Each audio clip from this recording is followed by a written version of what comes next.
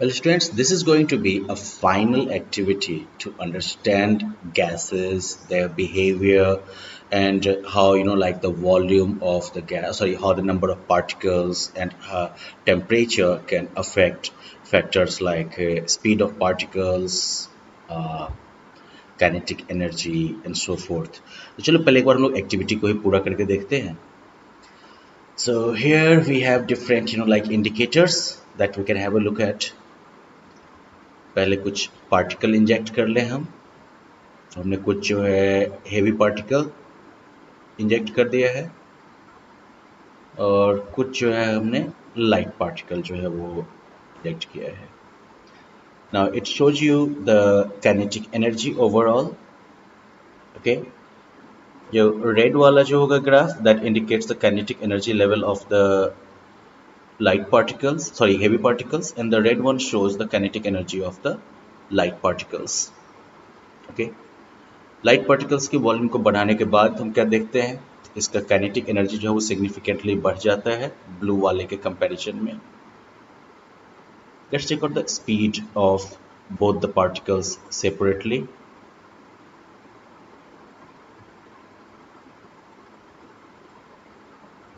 Blue वाले की speed जो है that is 450 meter per second around change हो रहा है उस आसपास में, और रेड वाले की जो स्पीड है वो more than 1000 metre per second की स्पीड है.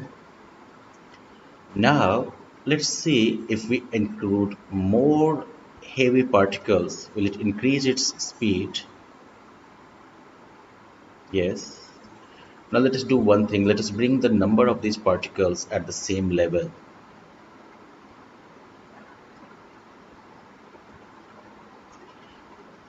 तो अगर पार्टिकल्स का वॉल्यूम अगर सेम भी रहे, सॉरी पार्टिकल्स का नंबर अगर सेम भी रहे, तो भी हम नोटिस करते हैं that the heavier particle is the lower it's average speed is, right.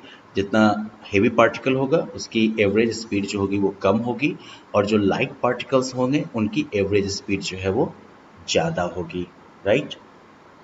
Kinetic energy के लेवल पर जो है हम यहाँ पर देख पा रहे हैं कि दोनों की काइनेटिक एनर्जी का लेवल जो है वो मोटा मोटी एक रेंज में चल रहा है. अब जो है हम इसमें बढ़ाते हैं इसको भी.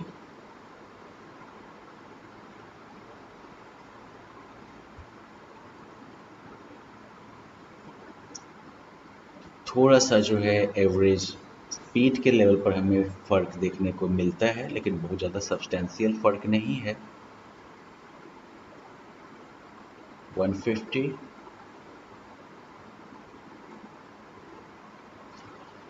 लेकिन हम देख पा रहे हैं कि अब जो है काइनेटिक एनर्जी के लेवल में काफ़ी ज़्यादा जो है इंक्रीज हुआ है. Means the larger the number of particles present there, the higher will be the kinetic energy.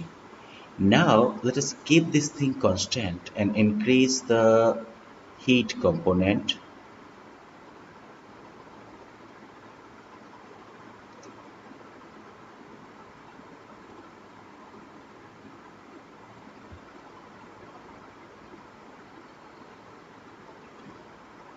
Temperature बढ़ाने के साथ आप नोटिस कर सकते हैं कि यहाँ पर जो है एवरेज स्पीड जो है वो काफ़ी बढ़ गया है.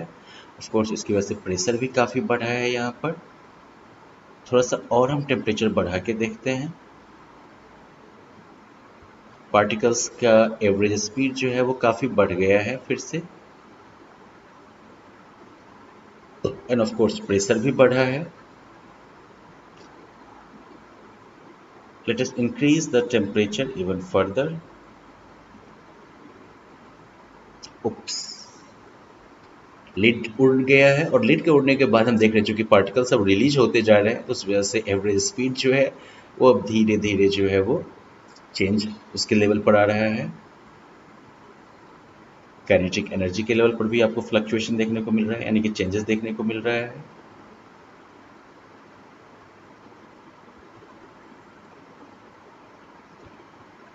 लिड को हम रिटर्न करते हैं फिर से.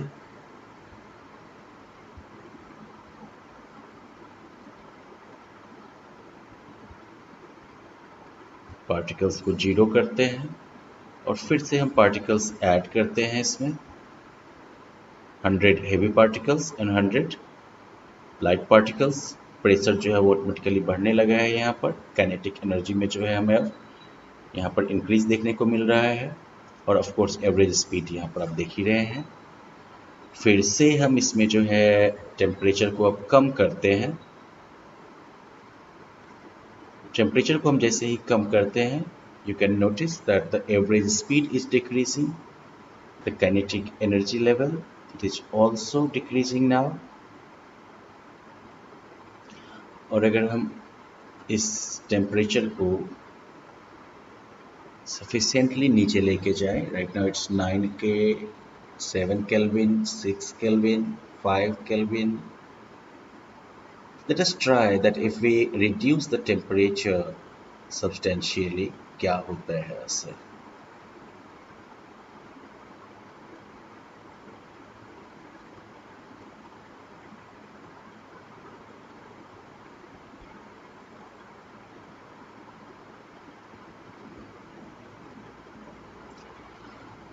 You can notice that particles are now hardly moving, right? Particles अब मुश्किल से आपको हल्का फुल्का मूव करते हुए मिल रहे हैं। यहाँ पर एवरेज स्पीड जो है काफ़ी कम हो गई है।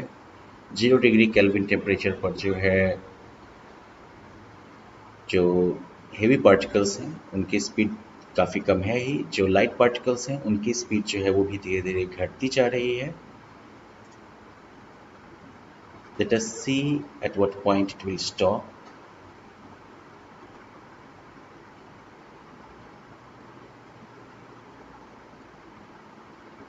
So you will notice that the average speed has become virtually zero now. Particles are not moving at all, right? और वहीं जब हम इस टेम्परेचर को अब फिर से बढ़ा, 0 मीटर पर सेकेंड आ चुका है average speed. Now let's increase the temperature. It will take a while to start the whole process.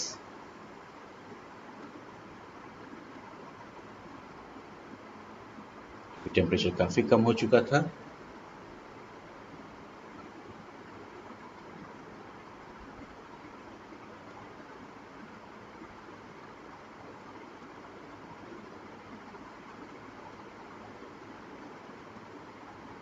जैसे जैसे एवरेज स्पीड बढ़ना शुरू होगा, उसी रेशियो में हम जो है काइनेटिक एनर्जी में भी चेंज देखेंगे और टेम्परेचर में भी हमें चेंज जो है देखने को मिलेगा।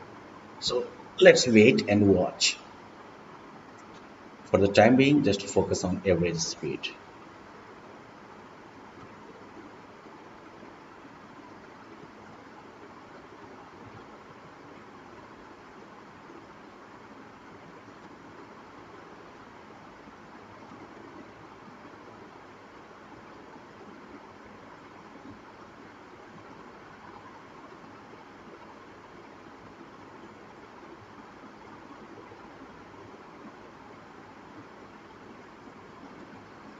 Now you can notice that the particles have started to move.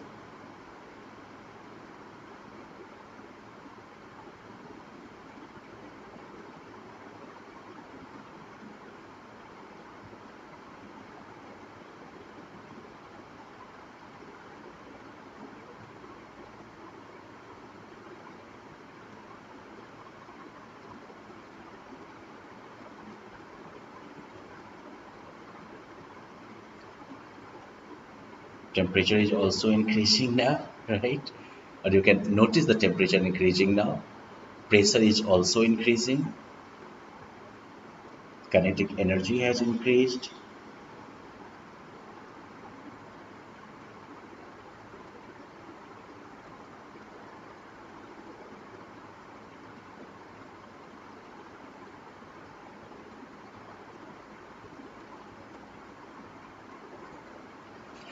So well, this was quite an eye-opening activity for us, right? जहाँ पर हमने ये देखा कि टेम्परेचर बढ़ाने पर पार्टिकल्स के मूवमेंट पर क्या असर होता है और टेम्परेचर को सब्सटैंशियली लो करने पर भी पार्टिकल के मूवमेंट पर क्या असर होता है। Alright, so that brings us to the end of this session, and I think that covers a lot about behavior of gas particles as well. Bye bye.